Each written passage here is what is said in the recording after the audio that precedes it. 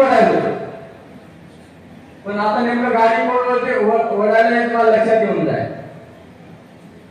कोणी जर कोणाला जर वाटत असेल की आम्ही पक्ष सोडून गेलो, आणि तुम्हाला पक्षाने दिलं काय नाही, वयाच्या 76व्या वर्षापर्यंत तुम्हाला आमदार केलं, 4 टर्म आमदार केलं, मंत्री केलं, कॅबिनेट मंत्र्याचं खातं दिलं, तुम्ही शिवसैनिकाला नेमकं काय दिलं ही सुद्धा विचार करण्याची गोष्ट आहे. पण बरं झालं, एका प्रकारे चांगलं झालं. दरवेळेस पक्षाचं राहायचं शेत खायचं ही परंपरा आता मोडीत निघून गेली, एकदाची बनवत निघून गेली या ठिकाणी. प्रत्येक वेळेस शिवसैनिकाला गणेश करायचं, आपलं इलेक्शन आले की इमोशनल करायचं, माझा अन्याय झाला म्हणायचं, रडायचं, पडायचं, आमदार व्हायचं, आणि पुन्हा पैशाची परिस्थिती लोकसभेचं निवडणूक आलं. प्रत्येक वेळेस वेगवेगळे अजेंडे अंमलात आणले आणि प्रत्येक वेळेस आमच्या शिवसैनिकाला ग्रही करून त्या शिवसैनिकाला देशोधडीला लावलं. तुमच्या कचऱ्यानं पाठी कसं आहे, तुमच्या कचऱ्यानं त्या ठिकाणी आमच्या असंख्य शिवसैनिक दुसऱ्या पक्षात गेले, आता लाईन लागली आहे. येणारे बहुसंख्य शिवसैनिक पुन्हा घरावरती करणार आहेत. आणि सांगू इच्छितो राजेगाव साहेबांना विनंती करणार आहे, उद्धव साहेबांनी काय जाहीर केलंय ज्याप्रमाणे आम्ही जे गद्दार झाले त्याला पुन्हा घेणार नाही, तसं तुम्ही सुद्धा तुमच्या गद्दार झाले त्याला पुन्हा घेऊन जा. निश्चित नवीन कार्यकर्ते आपल्याला तयार करायचे की आता जे शरद पवार साहेबांमध्ये आणि आता उद्धव साहेबांमध्ये ताकद आहे की ते निश्चितच पुन्हा महाराष्ट्र घडवणार आहे आणि या महाराष्ट्राला पुन्हा गर्व प्राप्त करून देणार आहे. आपल्या 2 महिन्याच्या कार्यकाळामध्ये आपल्या 2 पैलवानांना आता जे पवार साहेबांनी आणि आता जे उद्धव साहेबांनी त्या ठिकाणी पाहिलं असेल की हा महाराष्ट्र पिंजून काढला, त्यांच्या बरोबर काँग्रेस खांद्याला खांदा लावून उभी होती, हा महाराष्ट्र पिंजून काढला आणि अवघ्या 2 महिन्यामध्ये या ठिकाणी 48 पैकी 32 खासदार आपले निवडून आले. ज्या मोदीच्या विरोधात बोलायला लोक घाबरायचे, त्या मोदीला पळून त्या ठिकाणी बेजार केलं आणि 32 खासदार या ठिकाणी महाराष्ट्रात आले.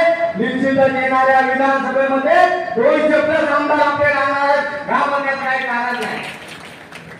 आपल्यापैकी कोणतरी आमदार होणार आहे, आपल्यापैकी कोणतरी जिल्हा परिषद सदस्य होणार आहे, आपल्यापैकी कोणतरी जिल्हा परिषद अध्यक्ष होणार आहे आणि आपल्यापैकी कोणतरी नगर परिषदेचा अध्यक्ष सुद्धा होणार आहे. लक्षात घेतलं पाहिजे.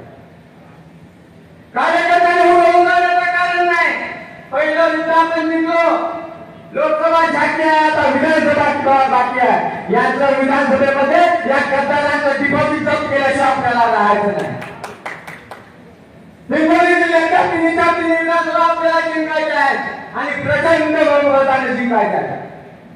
तुम्ही पाहिलं असेल आता सर मागे गेले, तुम्ही पाहिलं असेल हिंगोली जिल्ह्याला कुठे कमी पडला नाही. हिंगोली विधानसभा मतदारसंघाने 35,000ची लीड दिली. विधानसभा मतदारसंघाने 27,000ची लीड दिली, 30,000ची लीड दिली. आणि कळमनुरी विधानसभा मतदारसंघाने जिथं पहिल्यांदा जास्त होतात तिथं 25,000ची लीड दिली. हे सगळा विजय हा तुमचा विजय आहे मित्र. आणि येणाऱ्या कार्यकाळामध्ये हे गद्दार किती लोक काय फरक पडणार नाही आपल्याला. सगळं आपल्याला जिंकून लढायचं आहे. दिल्लीपेक्षा मुंबई सोपी आहे हे आपण सगळ्यांनी लक्षात घेतलं पाहिजे. आणि आता ही शेवटची लढाई आहे. ही लढाई जिंकल्याच्या नंतर या महाराष्ट्रामध्ये गद्दारी करण्याचं कोणी धाडस करणार नाही हे आपण लक्षात घेतलं पाहिजे. त्या लोकांना हरण लढता कशा वाटत नाही. 85-90 वर्षात चालवतोय. ज्या व्यक्तीला अनेक व्यक्तीने रस्त्यावर उतरवलं ही खरं तर दुर्दैवी गोष्ट आहे. तुम्हाला सगळ्या पक्षाला दिलं, काहीच नको.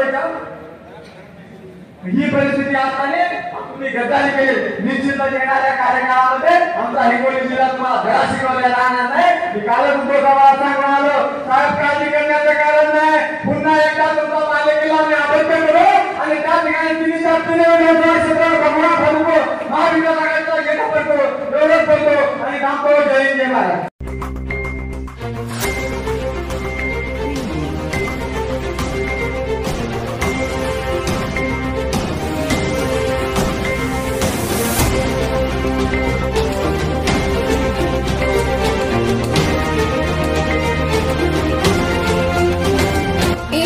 न्यूज, बातमी जनकल्याणाची.